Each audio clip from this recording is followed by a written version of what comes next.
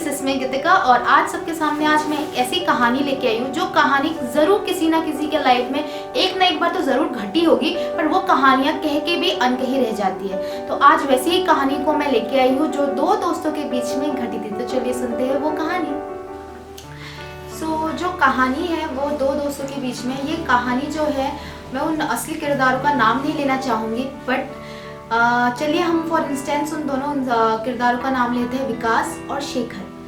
जो विकास और शेखर थे वो बचपन से ही एक साथ पले बड़े, एक साथ ही उन्होंने स्कूलिंग कंप्लीट की, एक ही साथ उन्होंने एक ही साथ खेले, एक ही साथ कॉलेज कंप्लीट किया। फिर बाद में जब थोड़े और बड़े हो गए और जब उनका कॉलेज कंप्लीट हुआ तो अब बारी आई उनकी नौकरी की। तो जो शेखर था उसे एक अच्छे से गवर्नमेंट इंस्टीट्यूशन में अच्छी सी नौकरी मिल गई, जिसके लिए उसे अपने स्टेट से बाहर जाना पड़ा। तो उनकी जो दोस्ती थी वो इतनी आसानी से तो टूटने वाली थी नहीं। तो वो दोनों गए। जो विकास था वो अपनी जगह पे अपने कारोबार में व्यस्त था, वो अपने ही पापा का जो भी बिजनेस था वो संभाल रहा था, और जो शेखर था वो गया बाहर अपनी नौकरी के लिए। जो नौकरी थी शेखर की, वो नौकरी इतनी ही ज़्यादा टफ थी, ऐसा बोलना भी मतलब गलत नहीं होगा, क्योंकि वो इतना ही ज़्यादा बिजी रहा करता था कि उसे अपने परिवार के लिए भी टाइम नहीं हुआ करता था। तो यही जो विकास था वो शेखर को कभी कभार चिट्ठी लिखा करता था कि आप तुम कैसे हो, तुम मुझे याद करते हो या नहीं, या वैसे ही खबर वगैरह लिया करता था। तो कभी कभार अगर शेखर वो चिट्ठियाँ पढ़ता था तो उसके बाद अगर समय बचता था तो वो चिट्ठियों का रिप्लाई कर देता था। बट इसी दौरान जब और उसके पास उसका प्रमोशन हुआ तो उसके धीरे धीरे प्रमोशन होने पर उस पर और सारी जिम्मेदारियाँ बढ़ गई और उसे अपने दोस्तों के बारे में, वो धीरे धीरे शहर की रौनक में अपने दोस्तों के बारे में सारी चीज़ें भूल गई। अब चलते हैं कहानी के दूसरे अध्याय पे। बाद में क्या हुआ, जब एक दिन विकास के किसी बिजनेस में लॉस के कारण उसे कुछ पैसों की ज़रूरत थी, तो उसके दिमाग में किसी और दोस्त का नाम आ नहीं रहा था, क्योंकि उसने सोचा कि उसके बचपन के जो यार है वो तो उसको हमेशा मदद करने के लिए रेडी रहेंगे, क्योंकि बचपन से जो दोस्ती रही। तो उस पे दिमाग में सबसे पहला जो नाम आया वो नाम था शेखर का। तो विकास ने जल्द से एक चिट्ठी लिखी शेखर को और शेखर को बोला कि यार मुझे ऐसे ऐसे पैसे चाहिए, मैं तुझे वापस लौटा दूंगा जब भी मेरे पास वो पैसे आएंगे। तो शेखर ने वो चिट्ठी पढ़ी और तब वो चिट्ठी का रिप्लाई उसने जल्द से नहीं दिया, क्योंकि वो भी अपने काम में बिजी था। तो फिर विकास के मन में भी ये ख्याल आया, क्या पता वो बुरा मान गया होगा। फिर बाद में शेखर ने सोचा, बहुत दिनों बाद वो अपनी माँ से मिलने गाँव आया था। तो जब वो गाँव आया तो उसने रास्ते में उससे विकास मिला। तो फिर जब विकास मिला तो विकास के मिलने पर शेखर ने पूछी बात की उनसे, उन दोनों की बातचीत अच्छी तरीके से हुई। फिर शेखर ने तभी उसे बताया कि यार मुझे तेरी चिट्ठी ज़रूर मिली थी, बट मैं उस वक्त इतना बिजी हो गया था अपने कामों में कि मैं तुझे रिप्लाई नहीं कर पाया और वो पैसे भी नहीं दे पाया। तो फिर विकास ने बिना कुछ बोले, हाँ कोई बात नहीं, सबके लाइफ में ऐसा कुछ ना कुछ तो होता ही है, तो बिना बोले समझा चल आज तुझे मैं अपने घर लेके चलता हूँ। तो वो घर लेके गया। तो घर में देखा कि विकास के जो घर में बहुत सारी परेशानियां चल रही है, उसकी फैमिली में बहुत परेशानी चल रही है। तो फिर जाते वक्त शेखर को थोड़ा बुरा ज़रूर लगा। उसने हमदर्दी से बोलिए या कोई थोड़ी झिझक से ही उसने वो कुछ पैसे उसे दे दिए, फलाना निगाना कुछ पैसे थे वो पैसे दे दिए। तो विकास ने पहले लेने से मना ज़रूर किया, पर उसकी भी परिस्थिति ऐसी कुछ थी कि उसको भी पता था कि पैसों की उसे बहुत ज़्यादा ज़रूरत है और वो पैसे वो किसी ना किसी दिन शेखर को ज़रूर लौटा देगा। तो विकास ने वो पैसे ले लिए। ऐसे ऐसे करते हुए जब विकास ने पैसे ले लिए तो ऐसे करते हुए 1 महीना, 2 महीने, 3 महीने, फिर साल बन गए। 1 साल, 2 साल, 3 साल और ऐसे करते करते 5 साल गुजर गए। फिर बीच बीच में शेखर को अपने पैसों की ज़रूर याद आती थी, तो शेखर बीच बीच में विकास को चिट्ठी लेके बोलता था कि यार तूने मेरे पैसे लौटाए नहीं। तो विकास भी बोलता था कि हाँ मैं लौटा दूंगा, क्योंकि विकास था बहुत सिंसियर लड़का। अब वो पैसे तो ज़रूर लौटाता था, पर उसकी परिस्थिति भी ऐसी थी कि उसने सोचा था कि मैं पैसे जब दूंगा तो ऐसी तरीके से दूंगा कि पैसों जब वो भी देखे वो खुश हो जाए।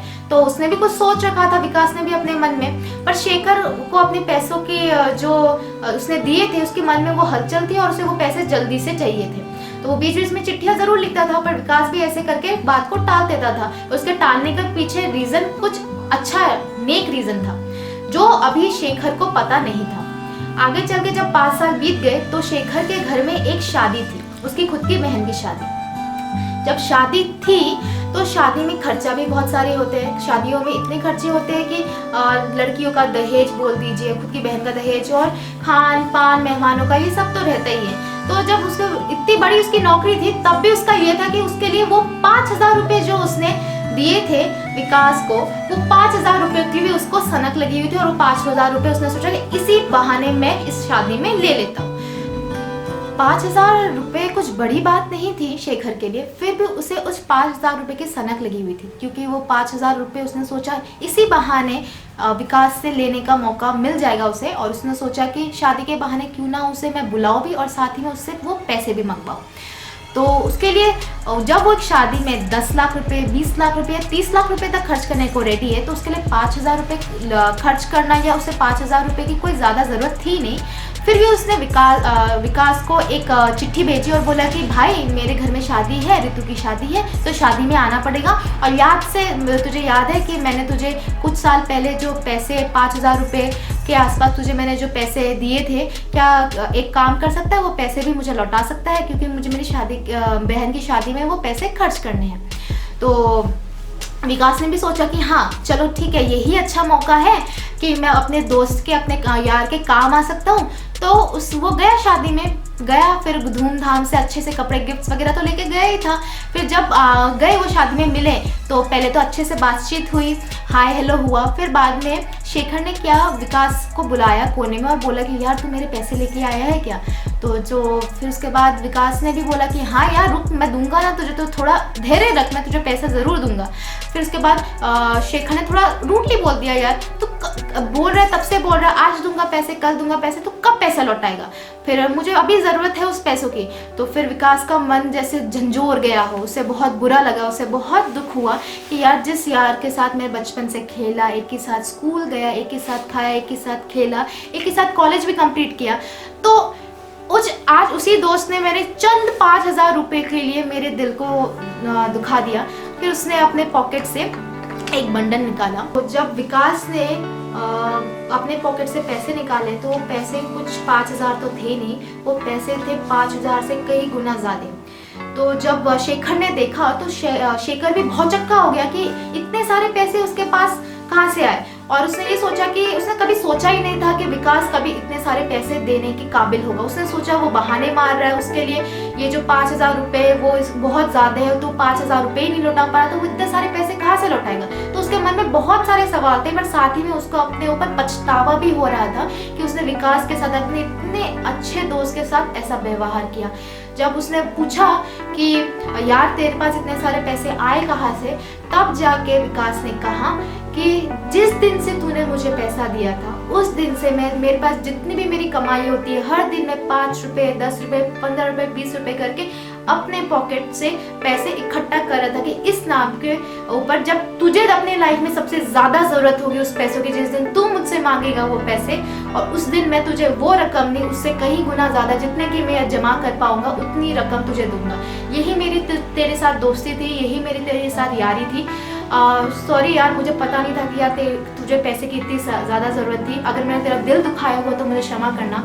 फिर ऐसा कहा विकास ने शेखर से। शेखर को भी ये बात सुन के अपने ऊपर इतना ज़्यादा पछतावा हुआ कि वो रह नहीं सका, और उसी पल उसकी आंखों से बहुत सारे आंसू बह गए। तो उसी ने बोला, फिर उसके बाद विकास को कहा कि विकास तू भी यार मुझे माफ़ कर दे, मुझे लगा कि तू मुझे धोखा दे रहा है या धोखेबाजी कर रहा है, मैंने कभी नहीं सोचा था कि तू अपनी दोस्ती ऐसे निभाएगा, माफ़ कर दे यार मुझे, आजा मेरे गले लग जा।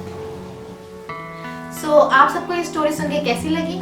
सो स्टोरी ज़रूर शायद अच्छी तो लगी होगी और आप सभी ने इस स्टोरी के साथ रिलेट किया होगा। तो मॉरल ऑफ द स्टोरी मैं ये बताना चाहूँगी कि आप सभी पर, जो भी आपके दोस्त यार है या जो भी दोस्ती यारी है आप लोगों के बीच में, उस पर भरोसा रखिए, क्योंकि जब किसी के साथ आप दोस्ती करते हैं तो उस पर भरोसा करना ज़रूरी है, उस दोस्ती के ऊपर भी भरोसा करना ज़रूरी है, क्योंकि दुनिया में सभी लोग ऐसा नहीं होता है कि ठगेबाजी करते हैं या धोखेबाज होते हैं। कुछ लोग फेथफुल भी होते हैं, क्योंकि ऐसे फेथफुल रहने के कारण और इसी फेथ के कारण दुनिया चल रही है। अगर सभी लोग धोखेबाज होंगे तो ये दुनिया कब की ही खत्म हो चुकी होती। तो अपनी दोस्ती को बनाए रखिए, भरोसा रखिए। हाँ, ब्लाइंडली ट्रस्ट मत कीजिए, बट सभी पे जितना भरोसा रखना चाहिए, स्पेशली अपने फ्रेंड्स पे। और जब आपके पास क्षमता हो कि आप अपने फ्रेंड को हेल्प कर सके तो जरूर कीजिए। बदले में उसके आप ये आशा मत रखिए, इसलिए आप किसी की हेल्प मत कीजिए कि उसके बदले में आपको कुछ और मिलेगा, बट आप निस्वार्थ होकर अपने फ्रेंड की जरूर सहायता कीजिए अगर आपकी क्षमता में है तो। सो धन्यवाद। और आई होप कि आप ये स्टोरी जब सुन रहे होंगे तो आपको बहुत अच्छा जरूर लगा होगा। बट एक और बात बोलना चाहूंगी, ये स्टोरी जहाँ पर भी आएगी आप सबको ये स्टोरी लाइक जरूर करनी है, शेयर जरूर करनी है और कमेंट जरूर करना है। मे भी आपको स्टोरी अच्छी नहीं भी लगी हो, स्टिल कमेंट करके हमें जरूर बताइए कि कहाँ गलती हुई है, भूल चूक हुई है। और तब तक के लिए बाय।